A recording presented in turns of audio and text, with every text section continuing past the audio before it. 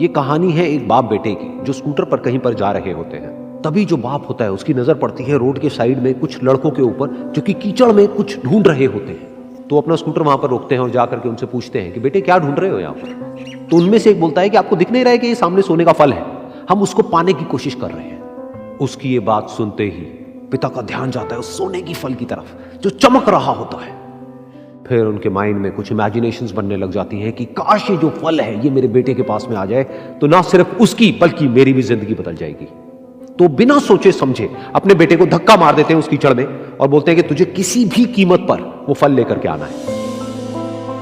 लेकिन बेटे को वो फल नहीं चाहिए होता है, उसके अपने कुछ और ही सपने होते हैं।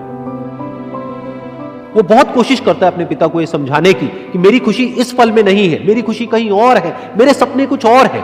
लेकिन उसके पिता उसकी एक नहीं सुनते हैं। वो उसको धक्का मारते हैं उस कीचड़ में और बोलते हैं कि मैं तुझसे पूछ नहीं रहा हूं, तुझे बता रहा हूं कि तुझे वो लेकर के आना है।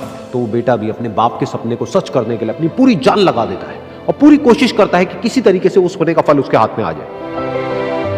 लेकिन जैसे जैसे वो हाथ पैर मारता है उस फल को पकड़ने के लिए वो और नीचे धंसने लग जाता है और फिर जाकर के उसको समझ आता है कि ये कीचड़ नहीं है, ये दलदल है। वो चीखता है, चिल्लाता है, अपने पिता को आवाज लगाता है, लेकिन उसके पिता उसकी एक नहीं सुनते। बोलते हैं कि बहाने मत बना, और भी लोग हैं वहां पर जो कर रहे हैं, तो जब वो कर सकते हैं तो तू क्यों नहीं कर सकता। तो एक बार वो फिर से कोशिश करता है और अपनी पूरी जान लगा देता है, लेकिन उसके बाद भी उसके हाथ में कुछ नहीं आता है और वो धीरे धीरे नीचे धंसता चला जाता है और मर जाता है। तब जाकर के उसके पिता को एहसास होता है कि उससे कितनी बड़ी गलती हो गई। वो वहीं बैठ करके रो रहा होता है, चीख रहा होता है, चिल्ला रहा होता है। तभी वहां पर एक साधु आता है और वो साधु उस आदमी से पूछता है कि तुम क्यों रो रहे हो। फिर वो आदमी उस सोने के फल की तरफ इशारा करते हुए उस साधु को अपनी पूरी बात बताता है और बोलता है कि इसमें मेरी क्या गलती है, मैंने तो जो कुछ भी किया अपने बेटे की खुशी के लिए किया। तो वो साधु उस फल को ध्यान से देखता है और उस आदमी को कहता है, जिस सोने के फल की वजह से तुमने अपने बेटे को गवा दिया, कम से कम एक बार ध्यान से उसकी तरफ देखा तो होता कि वहां पर कोई फल है भी या नहीं। ये सुन करके उस आदमी को गुस्सा आया और उसने कहा कि सामने तो दिख रहा है फल, आपको नहीं दिख रहा क्या।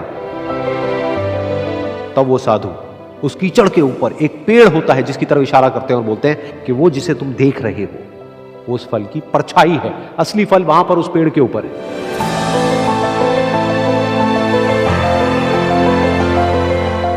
फिर वो साधु उस आदमी को बोला कि अपने बेटे को जबरदस्ती धक्का देने की बजाय और उसको बताने की बजाय कि तेरी खुशी किसमें है, अगर तुमने उससे पूछा होता कि बेटा तू बता तू क्या करना चाहता है और तेरी खुशी किसमें है, तो ना सिर्फ तुम्हारा बेटा जिंदा होता बल्कि हो सकता है कि उसके हाथ में वो असली सोने का फल भी होता।